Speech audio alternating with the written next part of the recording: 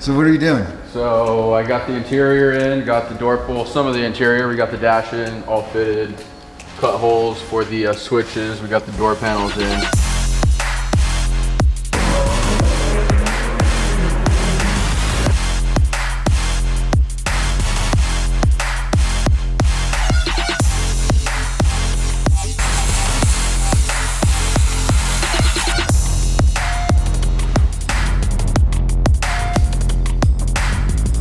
Welcome back to another episode. We're going to give you the update on the Exoskeleton truck.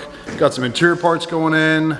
The magic hands, Roy is upstairs working on the seats. So I'm looking forward to getting you that update. We are going to have Jared, who's been the primary on this build, go through where he's at, status, the next steps, and really what's to come on this build.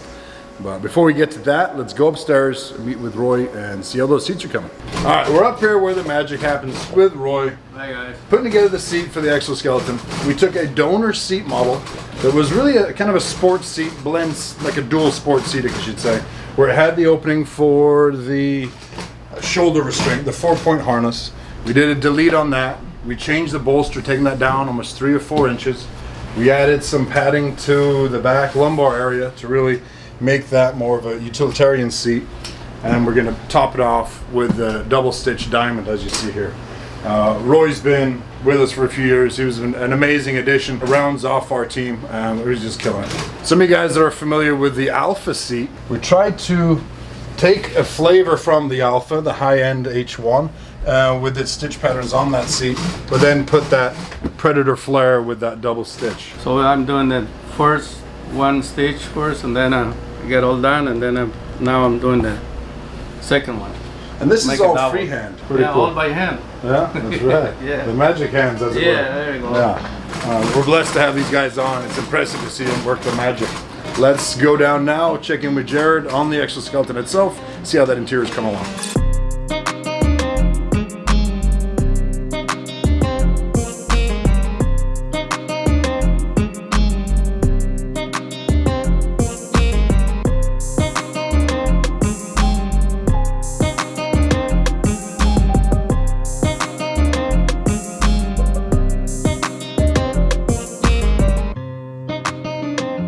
We're down here now on the shop floor. I'm gonna do as I always do, disrupt these guys as they're trying to work. We're gonna grab Jared, he's installing the license plate on the slant back, and have him go over the Exoskeleton with you guys, because he's been paramount on that build.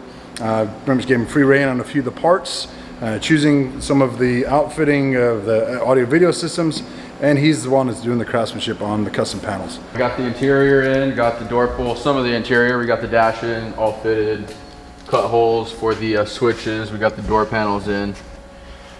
What do they call them? Happy hand, magic hands, happy hands. Yeah, Roy the magic hands. He did the diamond stitch pattern, came out really nice. They fit real well. I think it'll, when it's all done, it'll look really good. We got the custom Alpha Dash kit in. This is all fiberglass, so it's all custom fit to this truck. I put it all in when it's not wrapped, custom fit it, cut where I have to cut, and then give it up to Roy. He wraps it. I've had to move over a couple of the switches because they originally, your wiper and your on-off for your wiper is on this side, but I've moved it over here, so we had to extend some wires in the instrument panel area. We have all our wires tagged here so that when we get the new gauges, it's just pop it in and go. I believe we're going to be doing a Alpine head unit, JL audio, I believe, speakers and subs. I haven't put the big part of the doghouse in yet because I want to run wires, and we're going to have some carpet come up here. Another custom aspect of this truck is these custom B-pillar panels that I molded. I made a mold out of fiberglass and fiberglassed them. Let's come over here and take a look with me. These are the custom fiberglass panels that I fabricated. I had to make a mold for them. It was a lot of work, but I'm pretty happy with how they turned out. I also made these panels right here for behind the seat. These are all custom. They kind of look factory, but they are custom. It's all fiberglass. And then this panel right here is also custom.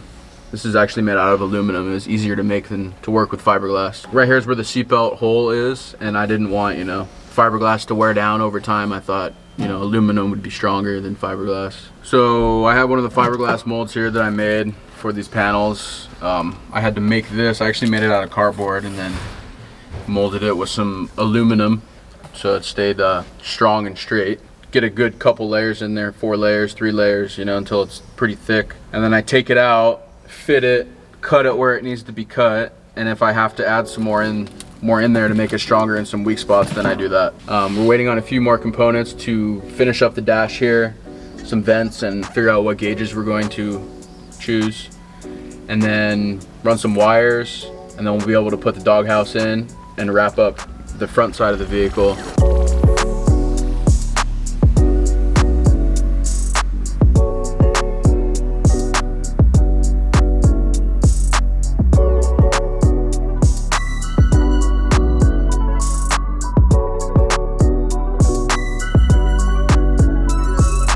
Hope you guys enjoyed meeting with Jared, going over the Exoskeleton. It's great tech. I'm stoked to see him work his way up through the ranks. Before we ended today's episode, I wanted to show you a quick other side of what we do. We have our full website of parts we offer, but little known, we do modify and tweak and adjust those to customer needs. This is our factory jerry can carrier. Mounts on the driver's side, swings out of that way. But the customer requested a passenger side hung jerry can carrier. He has a ladder on the left side. He has a truck vault box in the back of his wagon. So the door has to open all the way out for him to be able to access that box. This one swings out of the way enough for the doors to open, but not full scope of those hinge, which would it limits the amount of accessibility to the wagon there. So this one we made with a longer extended arm. It mounts closer to the center of the vehicle. It'll swing completely out of the way of that passenger side barn door, allowing both doors to open up enough to where it can access that rear panel. This is only one of many custom parts we've made. We did our Viper front and rear bumpers in an aluminum finish for one of the popular 6x6 trucks you see floating around the internet. We've done our search and rescue roof rack in a full aluminum finish. A twin tire carrier in the back for a chase vehicle. So don't think that we're limited to what is on the website. The beauty of having the fab shop here means we have complete control of the parts we put out, design, and can offer. So give us a call, anything you need. I've literally designed parts off of like bar napkins that came up, just a random concept. The guy sent me out the pictures of it and we ran with it, and he was very stoked on it, and that's led to more custom work because he's building an overland truck. So yeah, we're not limited to that. So just let us know, whatever you want to do. And that wraps us up for today. Again, thank you for watching. Subscribe, hit that notification button. Stay tuned for upcoming episodes. We're going to get into the finishing up of the interior, those seats that we just saw today getting wrapped up and installed in the Exoskeleton, and then on to some of the other builds that we have planned and on deck. Thanks again. Forgot what I was going to say. Impressive to see him work the magic. That's how you're stopping? No, maybe. Don't know what to do with my hands. And then you guys will have to stay tuned for some more updates.